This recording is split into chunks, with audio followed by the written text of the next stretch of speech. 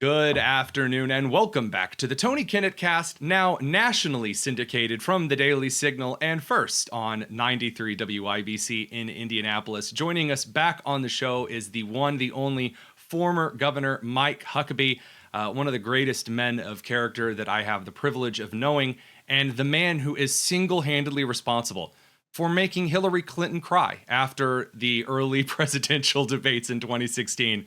Governor Huckabee, thanks for joining us. Hey, Tony, great to be back with you. You brought up some pleasant memories for sure. So there's so much that's going on. I don't even know if I'm ever going to catch up on sleep. This news cycle in the last 10 days is probably one of the top insane news cycles in our country's history. You and I were talking about this hearing that's going on with Director Cheatle. And I got to be honest with you, given the stonewalling and the answers that she's given, I would sooner trust Chester Cheeto over Director Cheatle. That's a great analogy, Tony, because Chester Cheeto would at least provide decent snacks. In all her years with PepsiCo, it would have been better had she stayed there and continued to market Chester Cheeto instead of coming back to this agency for which she is clearly unqualified. I know she had 27 years in the agency before she went to Pepsi. I appreciate that. Sure. As an administrator, what we've seen today is the most absolutely stonewalling nonsense that I've seen on Capitol Hill in a long time, and I've seen some crazy ones. But I will say, to the credit of the Democrats on that committee, they are as frustrated as are the Republicans. This is not a partisan sense of anger and hostility toward Kim Cheatle. They're all ticked off because she's sitting there pretending that she's going to stay in her job because she's committed to it, but she doesn't seem to know what her stinking job is. I'm screaming at the TV watching this because I want to say, lady, you keep telling us, well, we're only 9 days out. Exactly. You're 9 days out. You can't tell us how many shots were fired, how many casings you found at the scene. What was the trajectory of the bullets? Were there any bullets that did not hit a human being? Where are they? What did they hit? These are simple things. Typically, Tony, after a mass shooting, within minutes, certainly within a couple of hours, you have police agencies giving a press conference, fully disclosing in great detail what they know. They may not say, we have a motive, we have it all figured out, but they're giving us fundamental facts that they saw at the crime scene.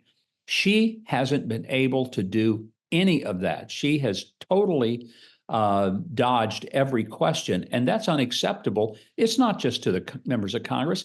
That's unacceptable to the American people who have a right to know, is her agency protecting the president, current and future, protecting current candidates, current and future, and can she tell us that she has the competency to do that? And right now, the answer is a big, fat no.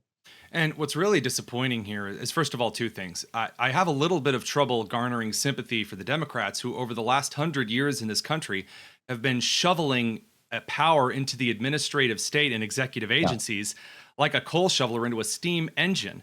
And now they're suddenly aghast that these agency heads and directors no longer view them as constitutionally submissive to the Congress of the United States.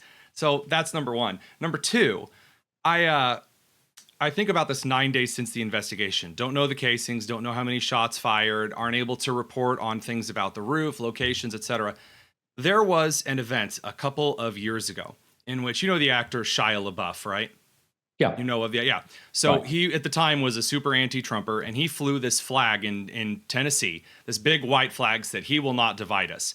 And it was this big arrogant measure that he had taken.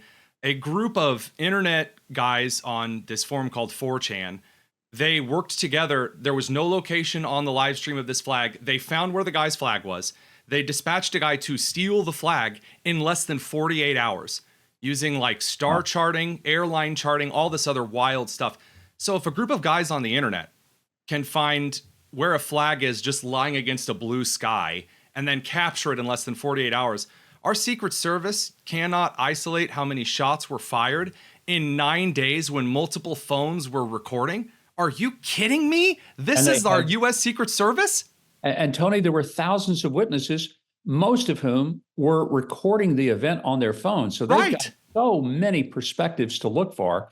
But keep in mind, Tony, this is the same Secret Service that never could find out how cocaine got in the White House. And this is insane Mm. because any of us who've been to the White House know that you are checked every which way to Sunday and every other way.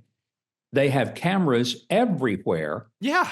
including on the spot that supposedly this stuff was found.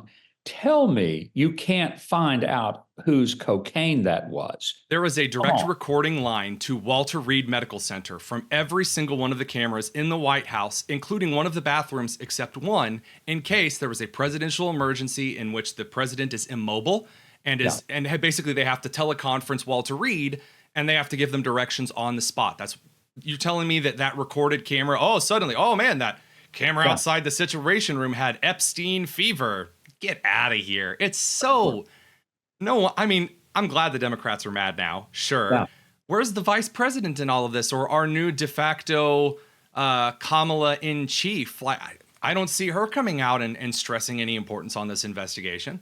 It's an embarrassment to the country, but I'll tell you what it's also. It's a signal to foreign governments like Iran who have said they wanted to kill President Trump and kill others. Watching this, I'd say, hey, we got a pretty good opportunity here because this agency is incompetent. And if this is the protection they give, and that was one of the questions that I think I can't remember which of the congressmen raised it, but one of them raised the point.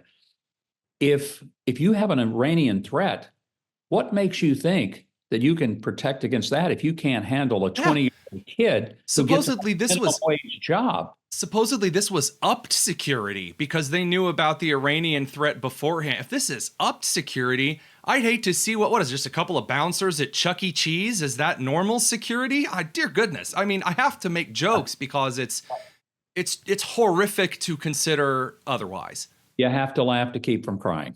Realistically. So that brings us to this election because I know that the left is pitching a fit and a half over this administrative state relook that many on the right, Agenda 47, Project 2025, different groups have called for a reevaluation of the constitutional authority and operational status of our executive agencies.